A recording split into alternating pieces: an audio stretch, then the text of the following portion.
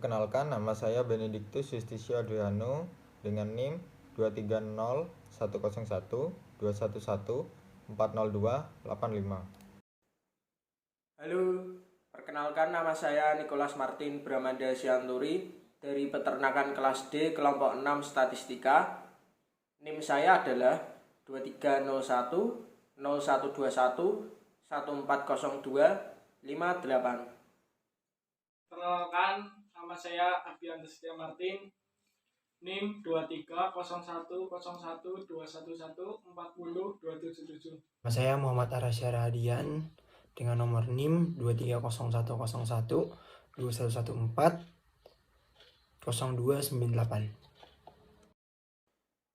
Pada kesempatan kali ini, kami akan menjelaskan tentang ukuran pemusatan data dan ukuran dispersi. Di sini saya akan menjelaskan materi mengenai ukuran pemusatan data dan ukuran dispersi. Yang pertama, pada hakikatnya ilmu statistika adalah penting bagi kehidupan kita sehari-hari. Kali ini kita akan mempelajari ukuran pemusatan data dan penyebaran dispersi. Menurut Ronald E. Walpole tahun 1993, ukuran pemusatan data adalah sebarang ukuran yang menunjukkan pusat segugus data yang telah diurutkan dari data yang terkecil sampai dengan terbesar atau sebaliknya dari terbesar sampai yang terkecil. Sedangkan menurut Iqbal tahun 2001 adalah ukuran pemusatan data merupakan ukuran yang dapat mewakili data secara keseluruhan. Artinya, jika keseluruhan nilai ini yang ada dalam data tersebut diurutkan besarnya, selanjutnya dimasukkan nilai rata-rata dan diurutkan paling tengah atau pusat. Ukuran penyebaran atau dispersi adalah ukuran simpangan atau ukuran yang menggambarkan bagaimana berpencarnya suatu data kuantitatif. Ukuran ini sering juga disebut dengan ukuran variasi. Ukuran dispersi sendiri merupakan ukuran yang menyatakan seberapa jauh penyimpangan nilai-nilai data dari nilai-nilai pusatnya, atau ukuran yang menyatakan seberapa banyak nilai-nilai data yang berbeda dengan nilai-nilai pusatnya. Jadi, ukuran dispersi pada dasarnya merupakan pelengkap dari ukuran nilai pusat dalam menggambarkan sekumpulan data. Dengan adanya ukuran dispersi, maka penggambaran sekumpulan data akan menjadi lebih jelas dan lebih tepat posisinya. Perkenalkan, saya Najwa Maulaya Ilham dari Peternakan D dengan NIM 23010121140276.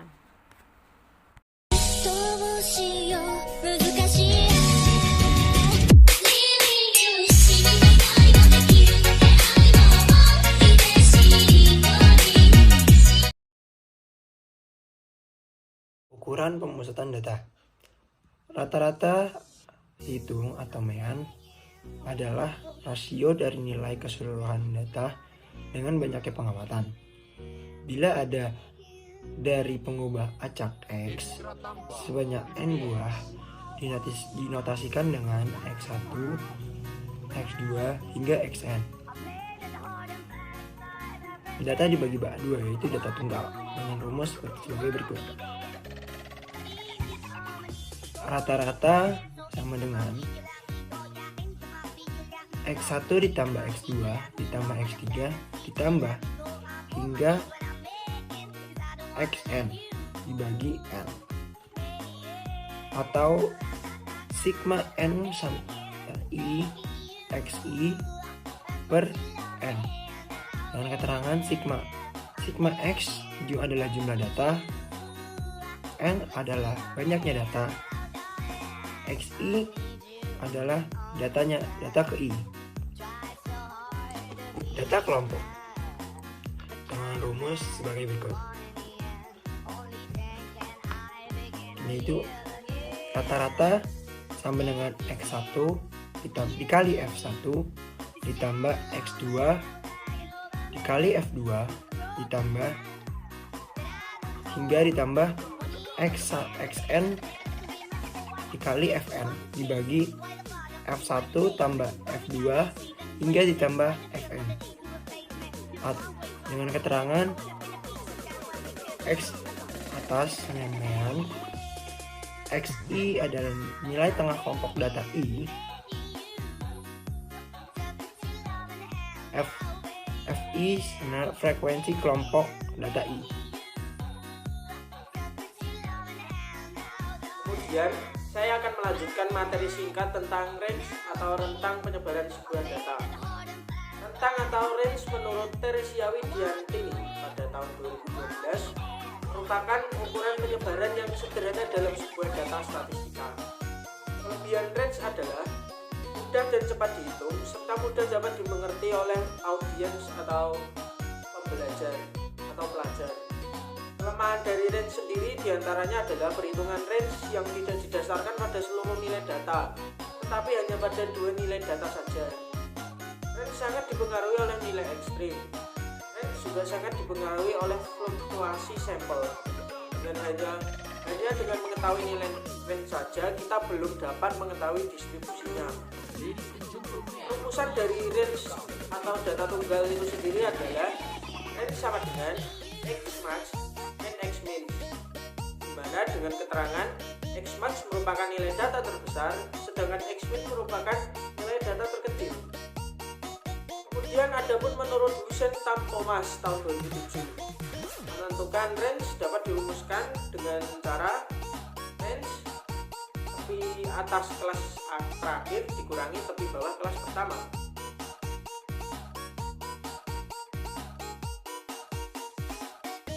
Di sini saya akan menjelaskan sedikit materi tentang simpangan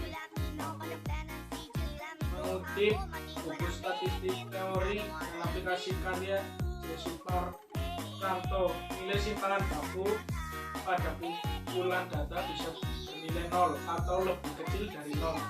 Jika nilainya 0, maka seluruh nilai yang terdapat dalam kumpulan itu sama. Sedangkan jika nilainya lebih besar atau lebih kecil dari 0, maka titik data dari individu itu jauh dari nilai rata-rata.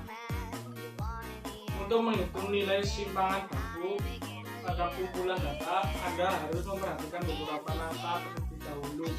Pertama, hitung nilai rata-rata pada setiap titik data, kemudian hitung varian data dengan cara menghitung simpangan atau selisih setiap titik data dari nilai rata-rata. Nilai simpangan di setiap titik data dikuadratkan dan diselisihkan dengan kuadrat dari nilai rata-ratanya.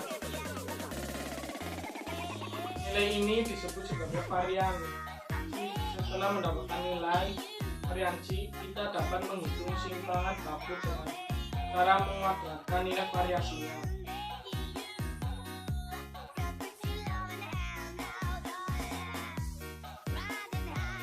Rumusan simpangan baku, rumus varian data sini.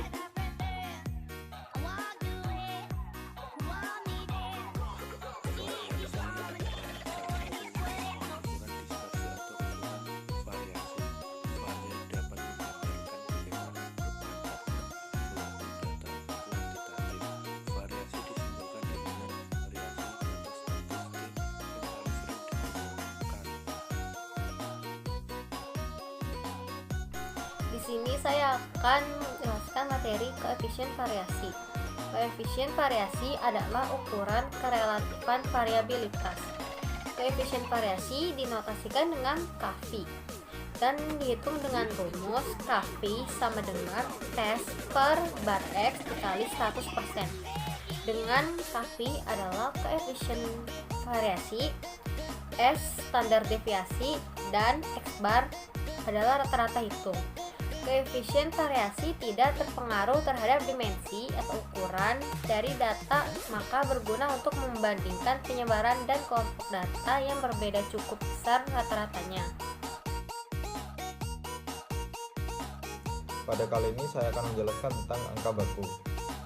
Yang pertama adalah pengertian angka baku. Angka baku adalah nilai yang menyatakan perbandingan antara selisih data dengan rata-ratanya berbanding simpangan baku data tersebut. Angka baku disebut juga Z-score. Oleh karena itu, angka baku dilambangkan dengan huruf Z. Yang kedua ada kegunaan angka baku. Fungsi angka baku adalah untuk mengetahui perbedaan suatu kejadian dibanding dengan kebiasaannya. Semakin besar angka baku, semakin baik nilai tersebut dibandingkan dengan nilai lain yang memiliki angka baku lebih kecil. Lalu rumus angka baku adalah Z sama dengan XI dikurangi dengan X dibagi dengan S, yang dimana XI sama dengan nilai suatu data, X sama dengan rata-rata hitung, lalu S adalah simpangan baku. Lalu contoh Kemudian di sini saya akan melanjutkan contoh soal mengenai range atau rentang atau jangkauan suatu kelas. Misalkan di sini diketahui ada soal data yang menunjukkan angka 20, 21, 19, 17, 20, 21, 23, 24, 25. Di sini kita ditanya berapakah range dari data tersebut. Nah, rumus range sendiri kan tadi X max kurangi X min. Kita cari dulu X max-nya. X maksimalnya merupakan 25, sedangkan X min-nya merupakan 17. Kemudian range-nya adalah 25 dikurangi 17 sama dengan 8. Jadi range data ini adalah 8. Kemudian kita ke contoh soal kedua.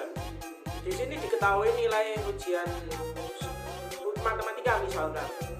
Datanya menunjukkan angka 70, 72, 69, 67, 54, 60, 49, 75, 59, dan 63.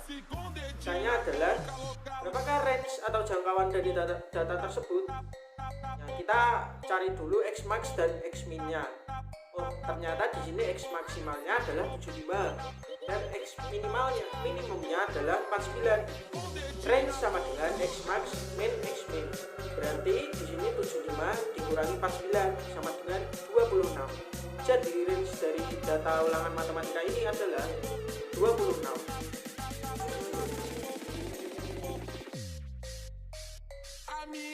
Contoh soal pertama. Terdapat data nilai ujian akhir statistika dasar mahasiswa Undip sebagai berikut: 80, 88, 52, 60, 70, 98, 55, 72, 93, dan 98. Maka rata-rata dari data nilai tersebut adalah dengan hasil sebagai berikut. Rata-rata sama dengan 80 ditambah 88 ditambah 56 ditambah 60 ditambah 70 ditambah 95 ditambah 55 ditambah 72 ditambah 93 ditambah 68 dibagi 10. Hasilnya 740 dibagi 10, yakni hasil 74. Nomor 2. Tabel di bawah ini menunjukkan data nilai ujian akhir statistika dasar dalam satu kelas dengan jumlah 40 orang. Maka nilai ujian akhir yang dimiliki dalam kelas adalah sebagai berikut. Dengan jawaban rata-rata.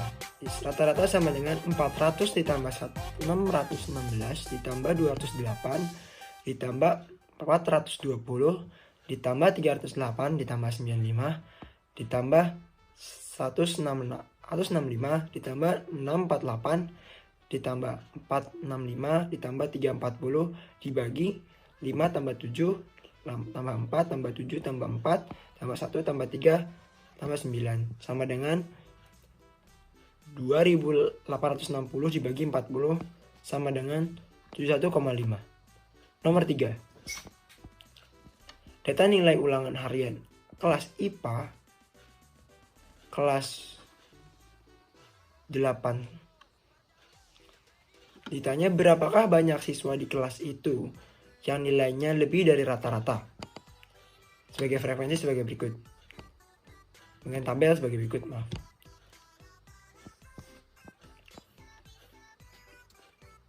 Lima dengan jumlah frekuensi 9, 6 dengan jumlah frekuensi 10, 7 dengan frekuensi 12, 8 dengan frekuensi 6, 9 dengan frekuensi 2, 10 dengan 1.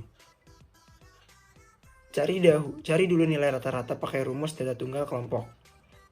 Dengan rumus rata-rata sama dengan sigma Fn dikali Xn dibagi sigma F, yaitu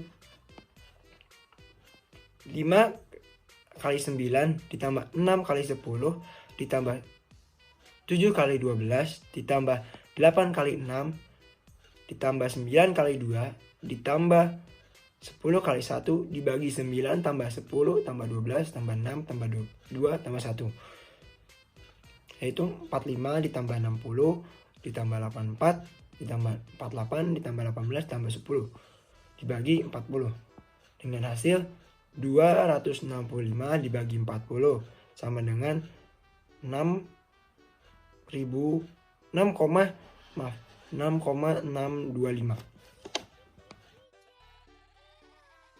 Contoh soal simpangan baku. Agar lebih memahami materi simpangan baku, berikut contoh soal dan pembahasannya. Diketahui data sebagai berikut: 9, 10, 8, 7, 8, 6.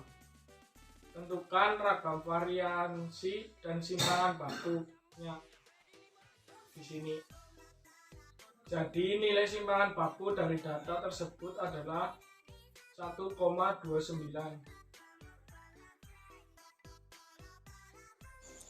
Rumus variasi sampel, rumusnya S pangkat 2.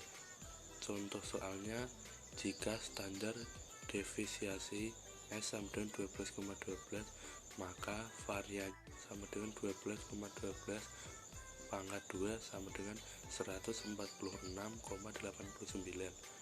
Rumus variasi populasi K sigma kuadrat sama dengan 7,016 kuadrat sama dengan 49,2243.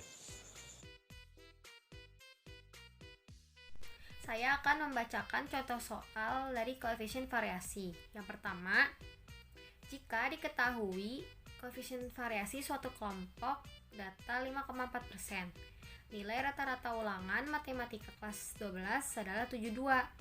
Tentukan nilai simpangan bakunya.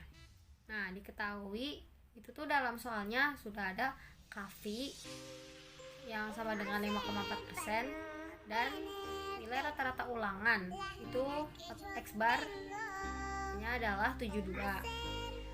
Tentukan nilai simpangan bakunya, berarti yang dicari adalah S.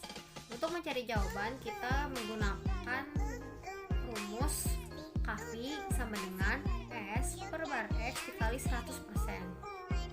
Karena sudah diketahui, tinggal dimasukin saja.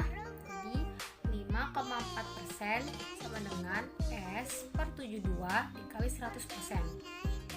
Lalu 72 nya dipindahkan ke kiri, jadinya 5,4 dikali 72 sama dengan S dikali 100.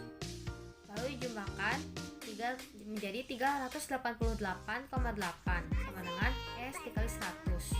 Lalu S nya dipindahkan ke kiri, jadi S sama dengan 388,8 dibagi 100. Jadi hasil akhir dari S adalah 3,89. Untuk contoh soal berikutnya akan saya bacakan. Pada lampu neon rata-rata telah dipakai selama 2.800 jam dengan simpangan baku 700 jam. Sedangkan lampu pijar rata-rata telah dipakai selama 3.500 jam dengan simpangan baku 1.050 jam. Dari data kedua jenis lampu di atas, manakah yang lebih baik? Jadi kita cari dulu ketahuinya. Yang pertama dari lampu neon. Lampu neon nilai rata-ratanya atau X-nya adalah 2.800 jam. Untuk simpangan bakunya atau S-nya adalah 700 jam. Kemudian untuk lampu pijar, X-nya adalah 3.500 jam dan S-nya adalah 1.050 jam. Untuk jawaban kita gunakan lagi rumus Kv sama dengan S per bar X dikali 100%. Tapi untuk pertama kita cari Kv-nya dari lampu neon dulu. Untuk yang lampu neon Kafi sama dengan 700 dibagi 2800 dikali 100%. Jadi Kafi sama dengan 1/4 dikali 100%, dan hasilnya adalah 25%. Itu untuk nilai lampu neon. Kemudian Kafi dari pemakaian lampu pijar adalah Kafi sama dengan 1050 dibagi 3500 dikali 100%. Jadi Kafinya 0,3 dibagi 100% sama dengan 30%. Jadi lampu yang lebih baik adalah lampu pijar dengan nilai koefisiennya adalah 30%. Untuk soal terakhir akan saya bacakan.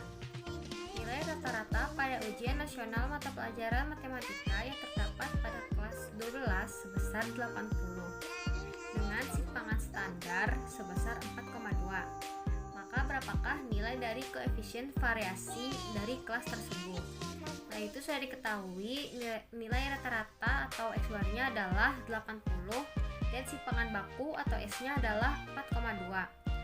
Kita seperti biasa menggunakan rumus Kafi sama dengan S per bar X dikali 100%.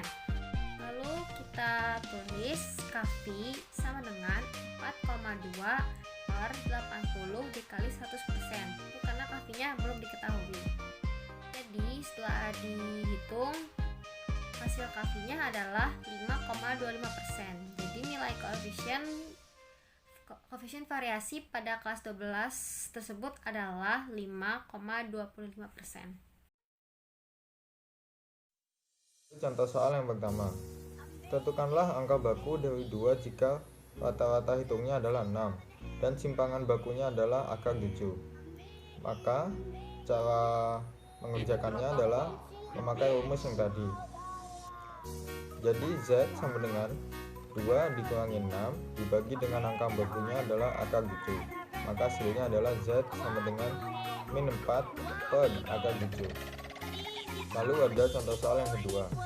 Rata-rata dan simpangan baku nilai ujian aljabar linear kelas E adalah 7,5 dan 4,5. Jika Maya adalah siswi di kelas E tersebut dan mendapat nilai 8, maka tentukanlah angka baku. Pengerjaan dalam soal ini juga sama seperti contoh soal yang pertama, yaitu dengan menggunakan rumus yang tadi, yaitu Z sama dengan XI dikurangin X dibagi dengan S. Z sama dengan 7,5 dikurangi 8 lalu dibagi dengan simpangan bakunya 4,5. Z sama dengan min 1,5 dibagi dengan 4,5, maka hasilnya adalah min 3 dibagi dengan 9. Terima kasih.